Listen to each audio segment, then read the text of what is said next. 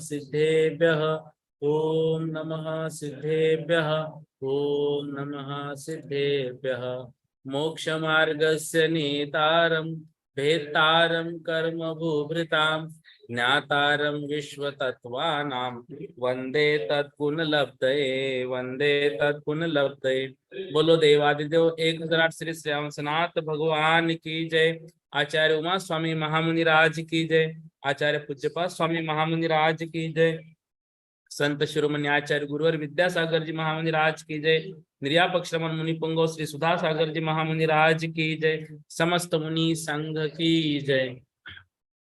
दूसरे अध्याय में सूत्र 20वां चल रहा है। कल 19 सूत्र देखे थे और 19 सूत्र तक लब्धि और उपयोग का विषय कल हमारा पूर्ण हुआ था।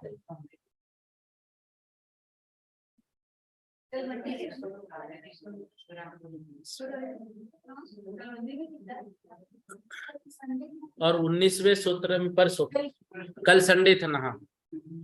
और 19वें सूत्र में पांचों इंद्रियों के नाम परसों हो गए थे।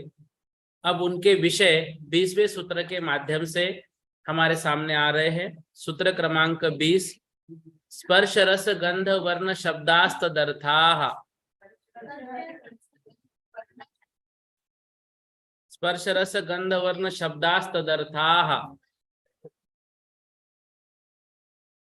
स्पर्श रस गंध वर्ण शब्द तदर्थाः। तदर्थाः मतलब उस इंद्रियों के विषय है जो स्पर्शन इंद्रिय, रसना इंद्रिय, घ्राण इंद्रिय, चक्षु इंद्रिय और कर्ण इंद्रिय ऊपर दिए हैं। उनके ये विषय है। मतलब इंद्रियों के विषय स्पर्शन विषय स्पर्श इंद्रिय का, रसना रस विषय, घ्राण इंद्रिय का गंध विषय, चक्षु इंद्रिय का वर्ण विषय और कर्ण इंद्रिय का शब्द विषय होता है। इस तरह से मतलब उनके ये विषय है। सर्वार सिद्धि में व्याख्या कर रहे पेज क्रमांक पेज नंबर 129 और पैराग्राफ नंबर 300 पैराग्राफ नंबर 300। सर्वार सिद्धि द्रव्य और पर्याय की प्राधान्य विवक्षा में स्पर्शादि शब्दों की क्रम से कर्म साधन और भाव साधन में सिद्धि जानना चाहिए। शुरुआत से द्रव्य और पर्याय की प्राधान्य विवक्षा से स्पर्शादि शब्दों की क्रम से कर्म साधन और भाव साधन में सिद्धि जानना चाहिए। जबकि द्रव्य की अपेक्षा प्रधान रहती है तब कर्म निर्देश होता है। जैसे जो स्पर्श किया जाता है वह स्पर्श है, जो स्वाद को प्राप्त होता है वह रस है, जो सूंघा जाता है वह गंध है, जो देखा जाता है वह वर्ण है और जो शब्द रूप होता है वह शब्द है। इस उत्पत्ति के अनुसार ये स्पर्शादिक द्रव्य ठहरते हैं तथा जब पर्याय की विवक्षा प्रधान होती है तब भाव निर्देश होता है। जैसे स्पर्शन स्पर्श है, रसन रस है, गंधन गंध है, वर्णन वर्ण है, शब्दन शब्द है। इस व्युत्पत्ति के अनुसार शब्द ये सब स्पर्शादिक धर्म निश्चित करते हैं। ये विषय क्लियर है। मतलब यहाँ पर बता रहे हैं द्रव्य और पर्याय की प्राधान्य विवक्षा से स्पर्शादि शब्दों में क्रम से कर्म साधन और भाव साधन में सिद्धि जानना चाहिए। ये व्याकरण का विषय है, ठीक है ना, व्याकरण का विषय है। तो जब द्रव्य की अपेक्षा प्रधान रहती है तब कर्म निर्देश होता है। मतलब जब द्रव्य दृष्टि से हम देखेंगे तो उनका कर्म निर्देश मतलब उनका कार्य बताया जाएगा। तो द्रव्य की दृष्टि से कर्म निर्देश कैसे होगा? स्पर्शन इंद्रिय का क्या काम होगा? जो स्पर्श किया जाता है वह स्पर्श। रसना इंद्रिय का जो स्वाद को प्राप्त होता है वह रस। जो सूंघा जाता है वह गंध, जो देखा जाता है वह वर्ण, जो शब्द रूप होता है वह शब्द। इस प्रकार से स्पर्शादिक द्रव्य है। जब पर्याय की विवक्षा होती है तब ये भाव निर्देश होते हैं, तब ये भाव बन जाते हैं। हाँ, मतलब जैसे हंसना क्रिया है, ठीक है ना, और किसी का हंसता हुआ स्वभाव है तो वो हंसमुख है, तो ये भाव हो गया उसका। अब वो हंस नहीं रहा है लेकिन उसका भाव, मतलब भाव बताया जा रहा है। तो कभी क्रिया से भाव बनते हैं, कभी कर्ता से भी भाव बन जाते हैं, तो वो भाव प्रधान, ठीक है ना। जैसे वो कृष्ण है, तो वो कृष्ण है तो कृष्ण कर्ता होने के बाद भी उसका भाव है, मतलब उसका स्वभाव कृष्ण जैसा है, ये बता रहे। तो यहाँ नीचे जो है द्रव्य दृष्टि से जब देखेंगे तब उनका कर्म निर्देश होगा, भाव दृष्टि जब देखेंगे तब उनका पर्याय दृष्टि वहां पर देखी जाएगी। विषय मतलब अंतर कुछ नहीं है, तो यहाँ पर ऊपर बस क्रिया बताई जा रही है और नीचे उसका भाव बताया जा रहा है। स्पर्शन स्पर्श है, रसन रस है, गंधन गंध है, वर्णन वर्ण है, शब्दन शब्द है। इस उत्पत्ति के अनुसार ये सब स्पर्शादिक धर्म निश्चित होते हैं। आगे बता रहे हैं, इन स्पर्शादिक का क्रम इंद्रियों के क्रम से ही व्याख्यात है, अर्थात इंद्रियों के क्रम को ध्यान में रखकर इनका क्रम से कथन किया है। ऊपर के सूत्र में जिस क्रम से इंद्रिया लिखी थी उसी क्रम से उनका धर्म इसमें लिखा है। आगे कहते हैं, मन अनवस्थित है इसलिए वह इंद्रिय नहीं। इस प्रकार जो मन को इंद्रिय पने का निषेध किया गया है, सो यह मन उपयोग का उपकारी है या नहीं? मन भी उपकारी है, क्योंकि मन के बिना स्पर्शादि विषयों में इंद्रिया अपने अपने प्रयोजन की सिद्धि करने में समर्थ नहीं होती। तो क्या इंद्रियों की सहायता करना ही मन का प्रयोजन है या और भी इसका कुछ प्रयोजन है? इस बात को बतलाने के लिए आगे का सूत्र कहते हैं। ये तो विषय क्लियर है, इसमें इतना कठिन कुछ नहीं है। इसमें सिर्फ इतना बता रहे हैं कि मन को यदि इंद्रिय माना है तो मन का काम क्या है, ठीक है ना। मन को इंद्रिय माना है तो मन का काम क्या है। आगे 21वें सूत्र में बता रहे मन का विषय, श्रुतम मनीन्द्रियस्य, श्रुतम मनीन्द्रियस्य, श्रुतम अनिंद्रियस्य। श्रुत विषय है, अनिंद्रियस्य मतलब मन का। इंद्रिय को 5 इंद्रिया और अनिंद्रिय अर्थात मन, तो श्रुत मन का विषय है। सर्वार सिद्धि में व्याख्या पैराग्राफ नंबर 301 आएगा ना भाई, 302, पैराग्राफ नंबर 302। श्रुत ज्ञान का विषयभूत अर्थ श्रुत है, वह अनिंद्रिय अर्थात मन का विषय है, क्योंकि श्रुत ज्ञानावरण के क्षयोपशम को प्राप्त हुए जीव के श्रुत ज्ञान के विषय में मन के आलंबन से ज्ञान की प्रवृत्ति होती है। अथवा श्रुत शब्द का अर्थ श्रुत ज्ञान है और वह मन का अर्थ अर्थात प्रयोजन है। यहाँ प्रयोजन मन के स्वतः अधीन है, इसमें उसे दूसरे की सहायता की आवश्यकता नहीं लेनी पड़ती। अब हमें श्रुत ज्ञानावरण का क्षोभशम यदि है, हम श्रुत ज्ञान से यदि जान रहे हैं तो बिना मन के सहायता के हम श्रुत ज्ञान को नहीं जान पाएंगे। जैसे मति ज्ञान ने जाना ये फैन है, श्रुत ज्ञान ने जाना वो किस कंपनी का है।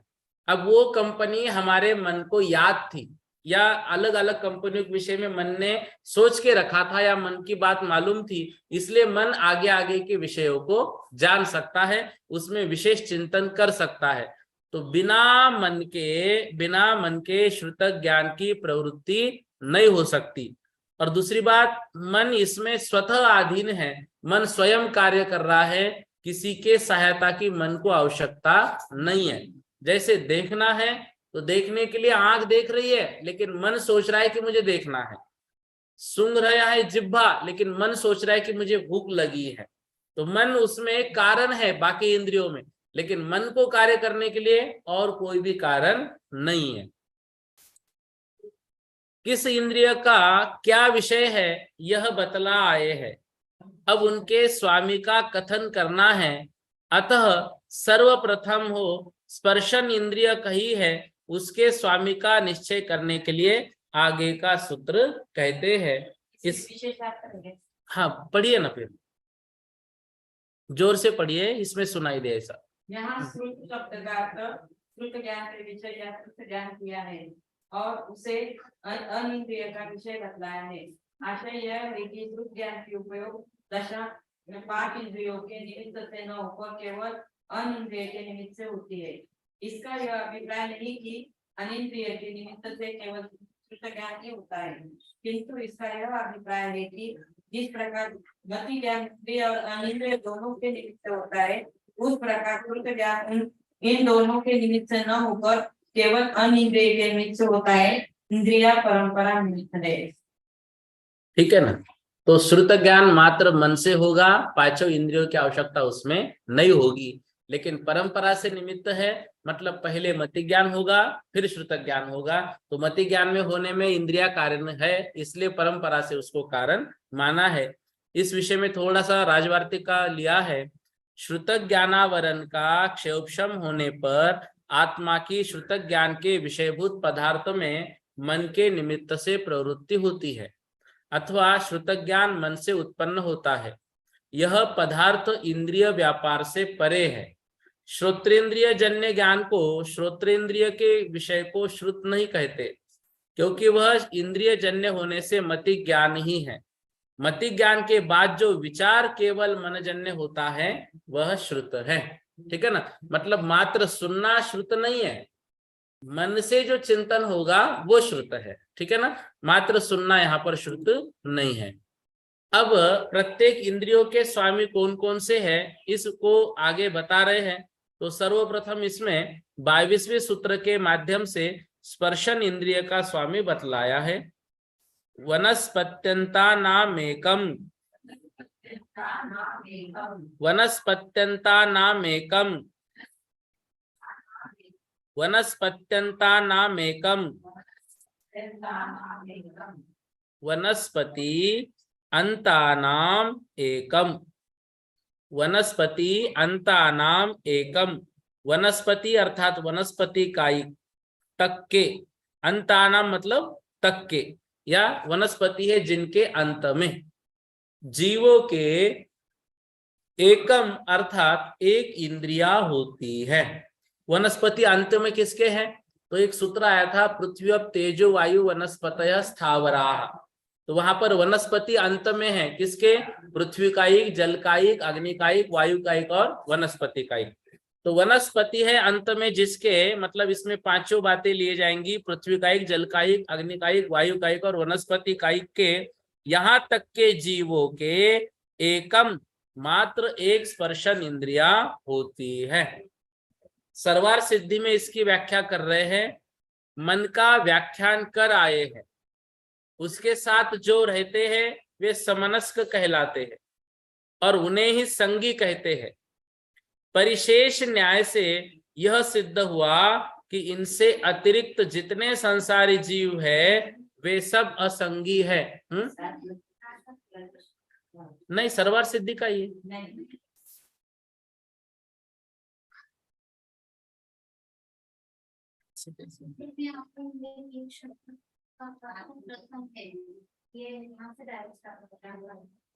वनस्पति। मैं अगले पैराग्राफ पे गया, ठीक है।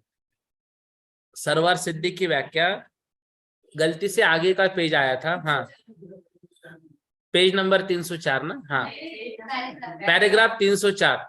सूत्र में आए हुए एक शब्द का अर्थ प्रथम है, ये बराबर है ना। सूत्र में आए हुए एक शब्द का अर्थ प्रथम है। शंका, यह कौन है? तो समाधान स्पर्शन। प्रथम मतलब स्पर्शन इंद्रिय। शंका, वह किन जीवों के होती है? समाधान, पृथ्वी कायिक जीवों से लेकर वनस्पति कायिक तक के जीवों के जानना चाहिए। शेष इंद्रियों के सर्वघाती स्पर्धकों के उदय के होने पर तथा शरीर नाम कर्म के आलंबन के होने पर और एकेंद्रिय जाति नाम कर्म के उदय की अधीनता के रहते हुए एक स्पर्शन इंद्रिय प्रकट होती है। अब उसकी उत्पत्ति के कारण का कथन करते हैं। वीर्यांतराय तथा स्पर्शन इंद्रियावरण कर्म के क्षयोपशम होने पर अब इतर इंद्रियों के स्वामित्व का ज्ञान कराने के लिए आगे का सूत्र कहते हैं। अब इसकी व्याख्या देखिए। समाधान मतलब ये वह किन जीवों की होती है, वहां से बात। पृथ्वी कायिक जीवों से लेकर वनस्पति कायिक तक के जीवों के जानना चाहिए क्या? एक स्पर्शन इंद्रिया। अब बाकी इंद्रिया क्यों नहीं है? इसलिए नहीं है कि उन जीवों के शेष इंद्रियों संबंधी सर्वघाती स्पर्धकों का उदय है। ठीक है ना? सर्वघाती मतलब जो पूर्ण गुण का घात करे। तो स्पर्शन इंद्रियों को छोड़कर रसना, घ्राण, चक्षु और कर्ण, इनके सर्वघाती स्पर्धक का उदय है। मतलब इनसे संबंधित थोड़ा भी ज्ञान उनको होगा नहीं, मात्र स्पर्शन इंद्रियों का होगा। तो स्पर्शन इंद्रिय संबंधित देशघाती का उदय और बाकी इंद्रियों के सर्वघाती स्पर्धकों का उदय। इसके साथ साथ क्या है?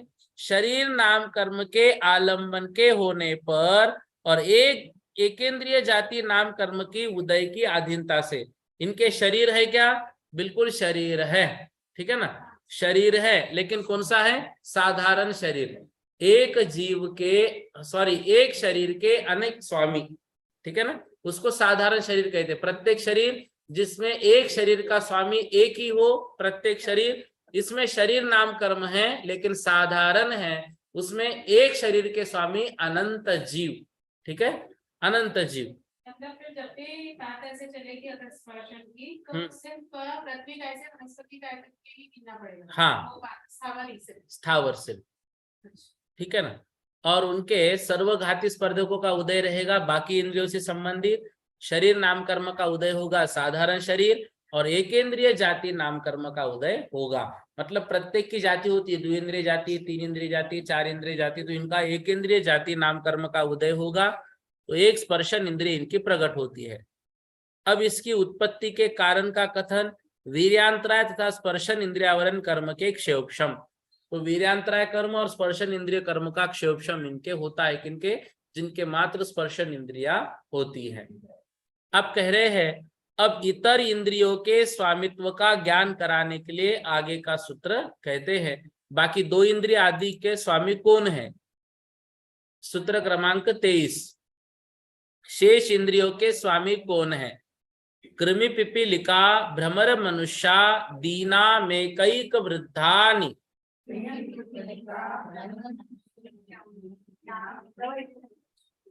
ठीक है ना? तो 8 बजे तक। हाँ, नहीं तो शुरू करो ना, आप, कोई दिक्कत नहीं, आपके हाथों से शुरू करो। हाँ, कृमि, पिपीलिका, भ्रमर, मनुष्या, दीना में कैक वृद्धानि।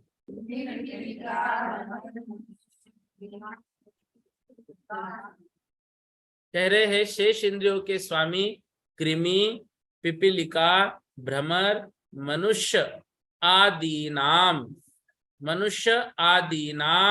एक एक इंद्रिया वृद्धानी बढ़ती जाएगी। ठीक है ना? तो किनकी? कृमि, कृमि में एक इंद्रिया बढ़ाई तो स्पर्शन और रसना, पिपीलिका में स्पर्शन, रसना, घ्राण, भ्रमर में स्पर्शन, रसना, घ्राण, चक्षु, और मनुष्यादि नाम, और मनुष्य आदि में 5 इंद्रिया होती है। तो कृमि, पिपीलिका, भ्रमर और मनुष्य आदि में एक एक इंद्रिया वृद्धानी बढ़ानी है। इस तरह से ये 5 इंद्रियों के स्वामियों की चर्चा यहाँ पर की है। सर्वार सिद्धि में व्याख्या कर रहे हैं, पैराग्राफ नंबर 306। एकैकम यह विप्सा में द्वित्व है। एकैकम यह विप्सा में द्वित्व है। इंद्रिया एक एक के क्रम से बड़ी है, इसलिए वे एक एक वृद्ध कही गई है। ये इंद्रिया कृमि से लेकर बड़ी है। स्पर्शन इंद्रिय का अधिकार है, अतः स्पर्शन इंद्रिय से लेकर एक एक क्रम से बड़ी है। इस प्रकार यहाँ संबंध कर लेना चाहिए। आदि शब्द का प्रत्येक के साथ संबंध होता है। जैसे यह अर्थ हुआ कि कृमि आदि जीवों के स्पर्शन और रसना ये 2 इंद्रिया होती है। पिपीलिका आदि जीवों के स्पर्शन, रसना, घ्राण ये 3 इंद्रिया होती है। भ्रमर आदि जीवों के स्पर्शन, रसना, घ्राण, चक्षु ये 4 इंद्रिया होती है। मनुष्य आदि के श्रोत्र इंद्रिय के और मिला देने पर 5 इंद्रिया होती है। इस प्रकार उक्त जीव और इंद्रिय इनका यथाक्रम से संबंध का व्याख्यान किया। पहले स्पर्शन इंद्रिय की उत्पत्ति का व्याख्यान हेतु कर आए हैं, उसी प्रकार शेष इंद्रियों की उत्पत्ति का व्याख्यान करना चाहिए। किंतु उत्पत्ति के कारण का व्याख्यान करते समय जिस इंद्रिय की उत्पत्ति के कारण का व्याख्यान किया जाए वहां उससे अगली इंद्रिय संबंधी सर्वघाती स्पर्धकों के उदय के साथ यह व्याख्यान करना चाहिए। इस प्रकार इन 2 प्रकार के इंद्रिय भेदों की अपेक्षा 5 प्रकार के संसारी जीवों में जो पंचेंद्रिय जीव है उनके भेद नहीं कहे अतः उनका कथन करने के लिए आगे का सूत्र कहते हैं। इसको पहले समझते हैं। एकैकम यह विप्सा में द्वित्व है। इंद्रिया एक एक क्रम से बड़ी है इसलिए एक एक वृद्ध कही गई है, मतलब एक एक बड़ी है। ये इंद्रिया कृमि से लेकर बड़ी है तो स्पर्शन इंद्रिय का अधिकार है, अतः स्पर्शन इंद्रिय से लेकर एक एक क्रम से बड़ी है। इस प्रकार यहाँ संबंध कर लेना चाहिए। आदि शब्द का प्रत्येक के साथ संबंध होता है जिससे यह अर्थ हुआ कृमि आदि जीवों के स्पर्शन और रसना ये 2 इंद्रिया होती है। तो ये जीव कौन से है? स्पर्शन इंद्रिय और रसना इंद्रिय संबंधित। कृमि मतलब लट, ठीक है ना, कृमि मतलब लट जो अली होती है, मतलब इनको साधारण याद हमें रखना है। तो जो रेंग कर चलते हैं, ठीक है ना, जिनके पैर नहीं होते हैं, हाँ, पेट के बल पर जो चलते हैं, इसमें साप अपवाद है, ठीक है ना। बाकी जो छोटी छोटी आलिया वगैरह है जो रेंग कर चलती है उनकी मात्र 2 इंद्रिया होती है। 3 इंद्रियों में पिपीलिका आदि जीव लिए है, तो जिनको पैर आ गए हैं, ठीक है ना, जिनको पैर आए हैं, पैर के माध्यम से जो चलती है पिपीलिका मतलब चींटी आदि, ठीक है ना। तो चींटी आदि जो जीव हैं उनके स्पर्शन रसना घ्राण ये 3 इंद्रिया होती है जिनको पैर आए हैं। भ्रमर मतलब जिनको पंख है, पैर भी है और पंख भी है, ऐसे जीवों के स्पर्शन रसना घ्राण और चक्षु ये 4 इंद्रिया होती है। और मनुष्य आदि जीव तो इनके 5 इंद्रिया होती है। इस प्रकार उक्त जीव और इंद्रिय इनका यथाक्रम से व्याख्यान किया। स्पर्शन आदि इंद्रियों का व्याख्यान करना है तो जिनकी स्पर्शन इंद्रिया मात्र 1 इंद्रिया है तो बाकी 4 इंद्रिय संबंधी सर्वघाती का उदय माना जाएगा। देखो ये जो नीचे बताया है ना, वहां उससे अगली इंद्रिय संबंधी सर्वघाती स्पर्धकों के उदय के साथ व्याख्यान करना चाहिए। मतलब जिनके स्पर्शन इंद्रिया है उनके आगे की 4 इंद्रियों के सर्वघाती का उदय।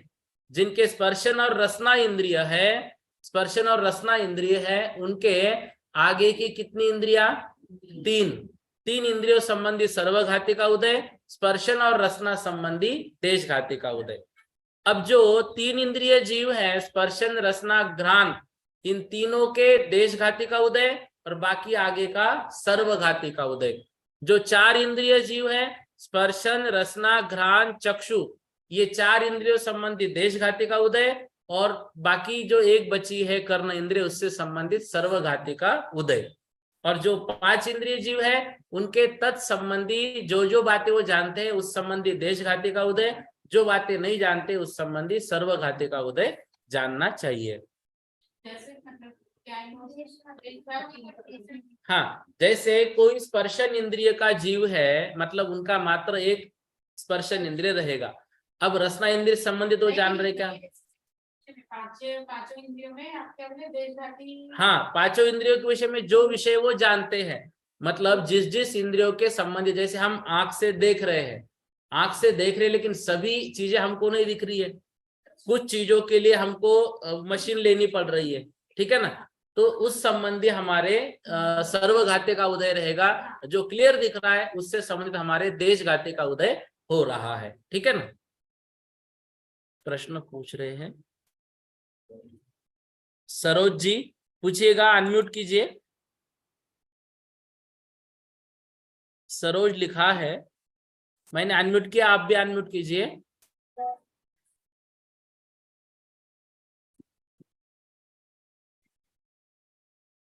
अनम्यूट कीजिए। रेज हैंड किया आपने? ठीक है, हाँ। अगला विषय एक राजवार्तिक से लिया है थोड़ा सा विषय। एकैकम यह विप्सार्थक है, सभी इंद्रियों की अपेक्षा वृद्धानी में बहुवचन दिया है। स्पर्शन का अनुवर्तन करके क्रमशः एक एक इंद्रिय की वृद्धि विवक्षित है। स्पर्शन और रसना कृमि आदि के, घ्राण आदि पिपीलिका आदि के, चक्षु आदि भ्रमर आदि के, श्रोत्र आदि मनुष्य आदि के होती है। आदि शब्द प्रकार और व्यवस्था अर्थ में प्रयुक्त यहाँ पर हुआ है। ठीक है ना, ये विषय इजी है। 24वां सूत्र, संगिनः समनस्काः, संगिनः समनस्काः, संगिनः समनस्काः। संगिनः मतलब जो संगी जीव होते हैं, कौन? समनस्काः, जो मन से सहित हैं। स मतलब सहित है, मनस्का मतलब मन से। तो जो मन से सहित जीव है वे संगिनः संगी कहलाते हैं। सर्वार्थ सिद्धि में व्याख्या, मन का व्याख्यान कर आए हैं, यही है ना? हाँ, मन का व्याख्यान कर आए हैं, उसके साथ जो रहते हैं वे समनस्क कहलाते हैं और उन्हें ही संगी कहते हैं। परिशेष न्याय से यह सिद्ध हुआ कि इनके अतिरिक्त जितने संसारी जीव है वे असंगी होते हैं। मतलब संगी कौन है? जो मन से सहित है। तो बाकियों की बात लिखने की जरूरत नहीं है। वे कौन है? वे असंगी है। मतलब ये बताया रोल नंबर 1 से लेकर 5 तक सभी बच्चे पास हुए हैं, तो परिशेष न्याय क्या हुआ? इसके आगे के जो है वो सब फेल हुए हैं। ठीक है ना? तो इस तरह से यहाँ पर बता रहे हैं जो मन से सहित हैं वो संगी कहलाते हैं। अब जिनको मन नहीं है वो नियम से असंगी हो जाते हैं। शंका, सूत्र में संगिनः इतना पद देने से ही काम चल जाता है, अतः समनस का यह विशेषण देना निष्फल है, क्योंकि हित की प्राप्ति और अहित की त्याग की परीक्षा करने में मन का व्यापार होता है और यही संज्ञा है। ठीक है ना? मतलब संगिनः शब्द ही दे देते, समनस का लिखने की आवश्यकता नहीं थी। समाधान, यह कहना उचित नहीं, क्योंकि संज्ञा शब्द के अर्थ में व्यभिचार पाया जाता है। व्यभिचार पाया जाता है मतलब संज्ञा शब्द के अनेक अर्थ होते हैं, इसलिए कौन सा अर्थ लेना ये समझ में नहीं आता। अर्थात संज्ञा शब्द के अनेक अर्थ है। संज्ञा का अर्थ नाम है, मतलब हम जो व्याकरण में पढ़ते हैं, यदि नाम वाले जीव संगी माने जाए तो सब जीवों का संगी पने का प्रसंग प्राप्त होता। संज्ञा का अर्थ ज्ञान भी होता है, तो यदि संज्ञा का अर्थ ज्ञान लिया जाता तो सभी प्राणी ज्ञान स्वभाव होने से सबको संगीपन का प्रसंग प्राप्त होता। यदि आहारादिक विषयों की अभिलाषा को संज्ञा कहते हैं तो भी पहले के समान दोष प्राप्त होता। अर्थात आहारादिक विषयभूत अभिलाषा सबके पाई जाती है, इसलिए भी सबको संगीपने का प्रसंग प्राप्त होता। चूंकि ये दोष न प्राप्त हो, अतः सूत्र में समनस का यह पद रखा है। इससे यह लाभ है कि गर्भज, अंडज, मूर्छित, सुषुप्ति आदि अवस्थाओं में हिताहित की परीक्षा न होने पर भी मन के संबंध से संगीपना बन जाता है।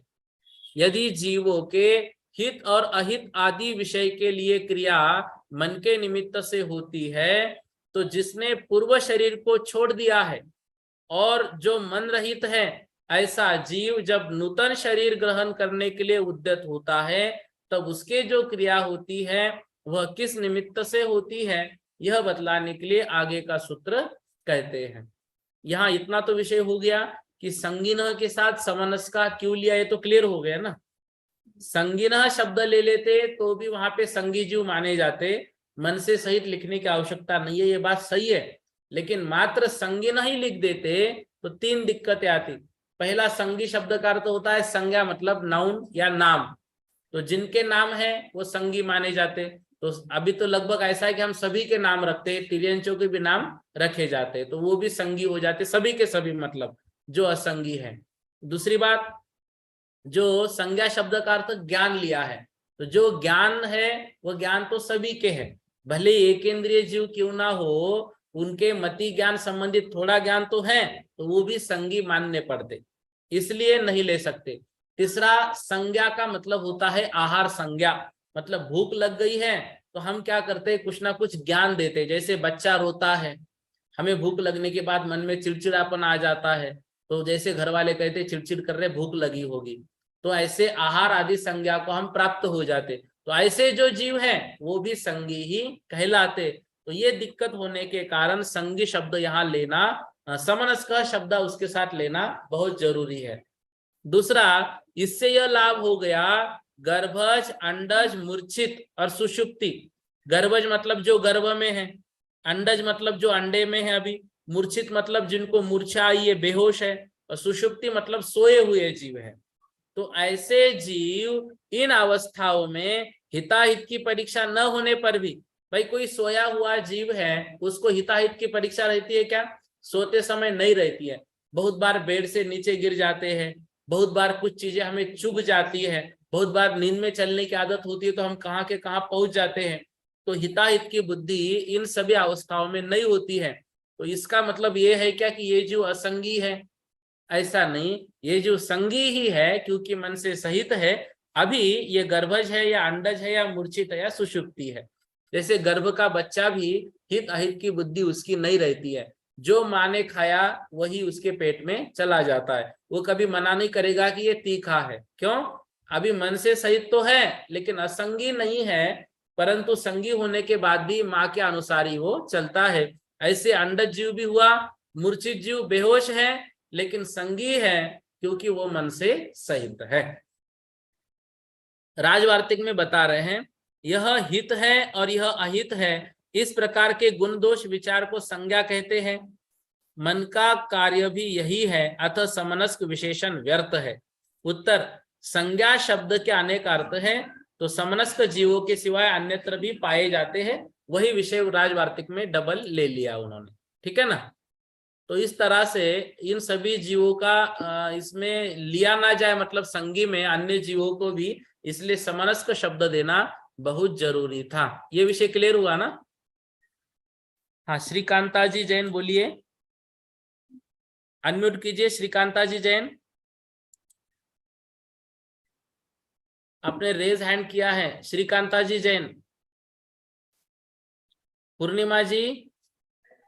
जय जिनेन्द्र भैया जी। जय जिनेन्द्र बोलिए। भैया जी, जैसे अपन तो ये जानते हैं कि प्रत्येक जीव को दो ज्ञान होते हैं, मति ज्ञान और श्रुत ज्ञान। तो ये श्रुत ज्ञान तो मन के निमित्त से होता है, तो फिर अपन एक इंद्रिय जीव में श्रुत ज्ञान कैसे घटाएंगे भैया जी? एक इंद्रिय में कहाँ श्रुत ज्ञान होता है, वहां सिर्फ मति ज्ञान की बात है ना। प्रत्येक जीव को दो ज्ञान होता है ना, मति ज्ञान और श्रुत ज्ञान। नहीं नहीं, जो एकेंद्रिय जीव है उनके मात्र मति ज्ञान है, श्रुत ज्ञान उनके है नहीं है। तो फिर प्रत्येक जीव को दो ज्ञान कैसे बताए? नहीं बताए, एक ही ज्ञान बताया है, मति ज्ञान। जो संगी जीव है उनको मति ज्ञान और श्रुत ज्ञान है, बाकी जीवों को मात्र मति ज्ञान है। लेकिन अपन बोलते थे ऐसा ही है कि प्रत्येक जीव को नहीं कम से नहीं नहीं, ऐसा नहीं बोलते हैं। जो एकेंद्रिय जीव है उनके मति ज्ञान भी है, तो मति ज्ञान भी सबसे न्यून है एकेंद्रिय जीव के, सबसे कम शब्द उसको बोलते हैं अक्षर मात्र ज्ञान। कितना है? बहुत कम है, उतना ही मति ज्ञान है, श्रुत ज्ञान का विषय ही नहीं है। बहुत आचार्य तो एकेंद्रिय जीव को मति ज्ञान भी नहीं मानते हैं, श्रुत ज्ञान तो बहुत दूर की बात है, ठीक है। हाँ ठीक है भैया जी। ऐसा यदि कहीं पढ़ा है आपने तो उसको व्हाट्सएप पर भेजिए। हाँ ठीक है भैया, नहीं ऐसा दूसरी बार सुना है। नहीं सुना नहीं, सुनने से नहीं, जिनको मन है उनके ही श्रुत ज्ञान होगा, बाकी सिर्फ मति ज्ञान। हाँ ठीक है भैया जी।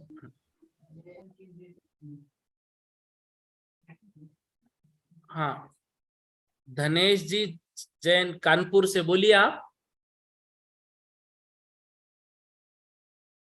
धनेश जी जैन कानपुर,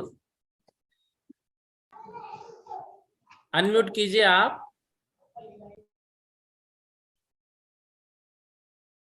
धनेश जी जैन कानपुर। मीना जी जैन, जल्दी जय जल्दी जिनेन्द्र बोलिए। भैया जी। जय हाँ जी। जिनेन्द्र बोलिए। हाँ भैया जी, जैसे पंचेंद्रिय तिर्यंच, हाँ तो इनको तो श्रुत ज्ञान रहता है, हाँ होता है ना। क्योंकि ये तो मन से है तो ना, पंचेंद्रिय तिर्यंच हाँ जो हाँ हाथी होता है, बिल्कुल घोड़ा, है ना। बिल्कुल होता है ना, होता है। जो मन अरे से सहित है, पंचेंद्रिय ऐसे है ना, जैसे तोता हाँ है, कुछ तोते संगी होते हैं, कुछ असंगी होते हैं, उसमें कोई दिक्कत नहीं है। हाँ वो एकेंद्रिय हाँ जीवों की बात कर रहे थे। हाँ हाँ। है अच्छा ना। भैया जी, एक और थोड़ी शंका है हम्म कि जैसे है ना मोक्ष, मतलब ये इससे रिलेट समझो, मोक्ष जैसे हो गया, तो हम्म अपने कैसे पता चलता है कि इनको मोक्ष हो गया? किसको, जैसे जीव को क्या? चौथे काल में मोक्ष होता था, अभी तो मोक्ष है ही नहीं। देखो उस समय उनके आसपास इंद्र आदि रहते हैं, तो वो अपना हाँ अवधि ज्ञान लगा के जान जाते हैं कि इनका देह परिवर्तन हुआ है और इनको मोक्ष हुआ है, मोक्ष में चले गए हैं। क्योंकि अवधि ज्ञान से उनके आत्मा में रहने वाले कर्मों को जाना जाता है, अवधि ज्ञान कर्मों को देखता है, तब ये कर्म हाँ, से पूर्ण रहित होकर ऊपर गए, ऐसे जाना जाता है। नहीं तो वो तो इंद्र जानता है, पर आम जनता को कैसे तो पता आम चलता है? जनता को बताएंगे ना, आम जनता को इंद्र आदि बताएंगे। उस समय वहां बैठे हुए मुनि महाराज भी होंगे, वहां पर जैसे अच्छा, तीर्थंकर ऊपर गए तो वहां केवल्य ज्ञानी भी होते हैं बहुत सारे जीव, तो वो भी हाँ बताते हैं। हम लोग चतुर्थ को काल अलग में वो अलग सब वहां संख्या। पे पाए जाते हैं ना, पंचम काल में नहीं है कोई, इंद्र नीचे नहीं हाँ आएंगे, लेकिन हाँ, पंचम केवल काल में ज्ञानी तो या फिर नहीं अवधि ज्ञानी मुनि नहीं रहेंगे। चतुर्थ काल में तो सब रहेंगे, वो बताएंगे। है। अच्छा अच्छा अच्छा, हेलो भैया जी। यही। बोलो हेलो बोलो। बहन जी, ये क्वेश्चन था, एक साथ जीव के दो ज्ञान, कम से कम एक ज्ञान होता है, और बहन दो तीन और चार ज्ञान हो सकते हैं एक साथ। तो हाँ ये बहन जी का ये क्वेश्चन वहां कंफ्यूज हो रही है, ये जो है मति सूत्र के उससे नहीं कंफ्यूज हो रही है, ये कंफ्यूज हो रही है एक जीव में एक साथ दो ज्ञान, तीन ज्ञान और चार ज्ञान होते हैं, हाँ हाँ हाँ, उसको बराबर घटाना। बराबर। तो उसमें जो एक ज्ञान माना है ना, तो एक ज्ञान केवल ज्ञान माना है, इसलिए वो हाँ कंफ्यूज हो रही है। लेकिन हाँ एक ज्ञान बहुत सारे आचार्यों ने मति ज्ञान भी माना है, कि एक ज्ञान होगा तो मात्र मति ज्ञान भी हो सकता है। ठीक है ठीक है भैया ना। जी, हाँ ठीक है। चलो आगे का विषय सिर्फ अधिकरण हो सकता है। हो सकता है। तो अपने को ज्ञान हो जाए। नहीं देखो, वो जो जैसे चींटी है, चींटी मान लो अपन उसके सामने उंगली रखेंगे तो रास्ता चेंज करके जा रही है, तो वो हिताहित की बुद्धि उनके पास जो है, वो हिताहित की बुद्धि मतलब वो श्रुतक ज्ञान नहीं है। वो जो हिताहित की बुद्धि है वो उनके मति ज्ञान का ही विषय है, कि भाई मेरा इसमें सामने उंगली दिख रही, बाजू मतलब जान बचाने के लिए वो अपना कार्य करती है, तो हिताहित बुद्धि रूप माना है उसको, श्रुतक ज्ञान। हाँ तो मति ज्ञान है ना उनके पास, मति ज्ञान से वो जानेंगे, उसको हिताहित की बुद्धि कहा है, उसको मन का ज्ञान नहीं कहा है। हिताहित बुद्धि उनके पास है, मेरा इसमें हित है, मेरा इसमें अहित है। क्या बोल रहे हैं, बोलो उनको। हाँ उसमें चक्षु तो है नहीं, नहीं, वो कैसे मतलब अपन वो पास में नहीं आते, से समझ में आ जाता है कि सामने है। बिल्कुल। तो वो जो दूर से उनको क्या रहता है, उनकी जो आगे की चींटियां निकल जाती है ना, वो एक प्रकार से लिक्विड छोड़ते हुए जाती है, ठीक है ना, तो उस लिक्विड के बीच में हम आए हैं, उनको ऐसा आभास हो जाता है, तो उसको हिताहित बुद्धि बोलते हैं। उनकी गंध से वो जान जाते हैं कि यहाँ पर कुछ अलग आया है। बाकी जो चींटियां लाइन से चलती है, वो एक लिक्विड उसमें डालती है, इसलिए वो एक लाइन से चली जाती है, इधर उधर नहीं भटकती।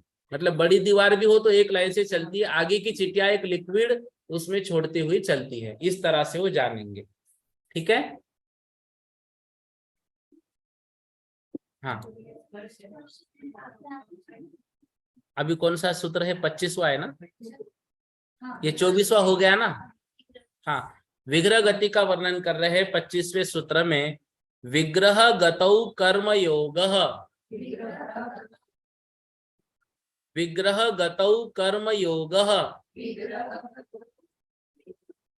विग्रह गतौ मतलब विग्रह गति में, कर्म योग एक कार्मन का योग होता है।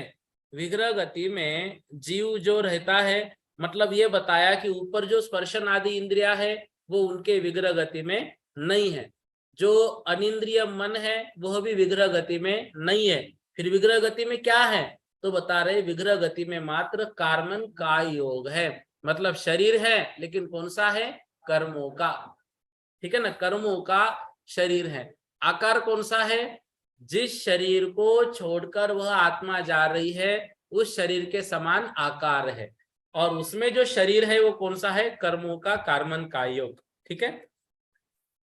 सर्वार सिद्धि में व्याख्या दे रहे हैं, विग्रह का अर्थ देह है, विग्रह अर्थात शरीर के लिए जो गति होती है वह विग्रह गति, अथवा विरुद्ध ग्रह को विग्रह कहते हैं जिसका अर्थ व्याघात है।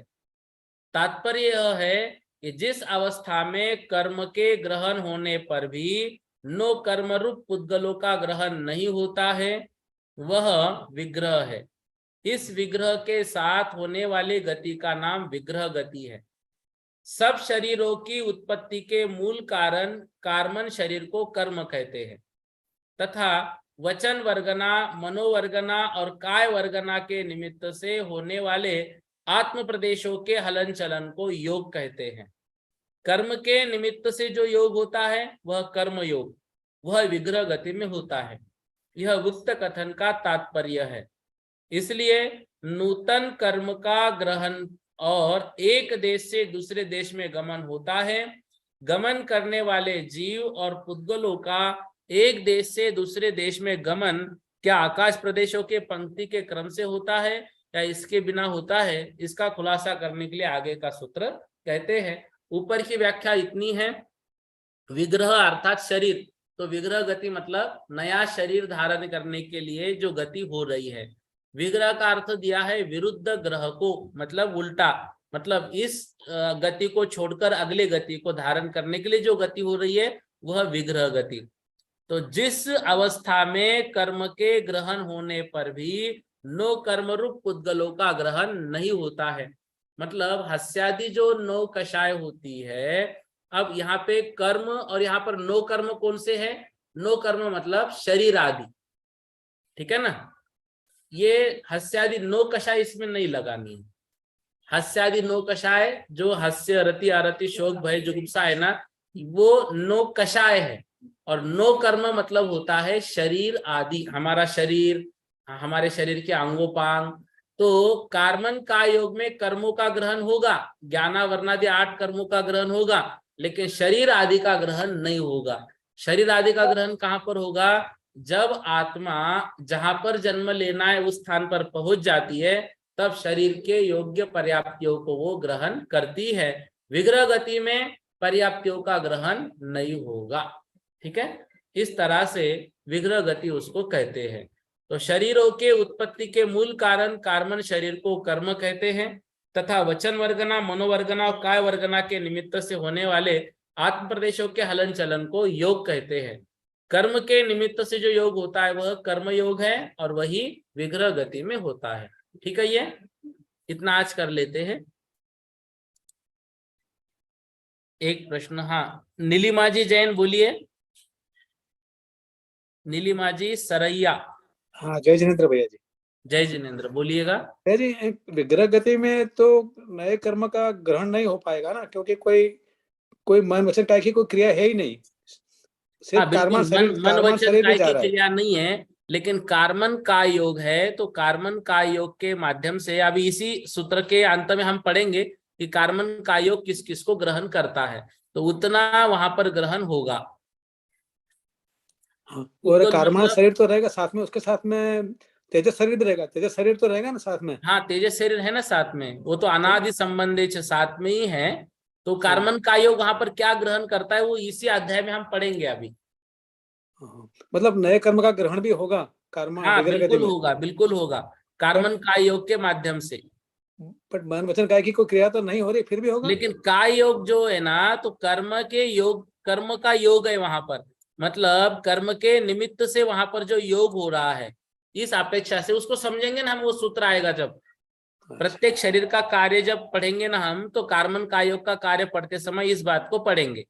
मतलब कार्मन का योग है, अच्छा। हाँ मतलब इसमें क्या दिया है देखो, जो शरीर विग्रह गति का वर्णन उन्होंने क्या किया, तात्पर्य है कि जिस अवस्था में कर्म के ग्रहण होने पर भी नो कर्म रूप पुद्गलों का ग्रहण नहीं होता, ठीक है ना, कर्मों का ग्रहण है लेकिन नो कर्म रूप पुद्गलों का ग्रहण नहीं होता, उसको हाँ। विग्रह कहते हैं। तो उस विषय में जब कर्म का कार्बन शरीर की बात आएगी तो उसमें थोड़ा समझेंगे आप। हाँ हाँ। ठीक है, तो जो कर्म का जो ग्रहण होगा वो पुराने कर्मों का, जो कर्म उदय में हाँ है हाँ उसका ग्रहण हाँ, होगा ना, बस बस बस, नए कर्म नहीं, नए कर्म नहीं बनेंगे नहीं। नहीं, और वो भी पुद्गल रूप नहीं होगा, उसकी अवस्था विशेष अलग है। हाँ मतलब कर्म का उदय रहेगा, हाँ इतना हाँ, मतलब ऐसा ऐसा मत पकड़ना है ना कि कर्म का उदय बिल्कुल रहेगा। बिल्कुल, वैसा ही वैसा ही। जी जी, ठीक है, हाँ। धन्यवाद, जय जय।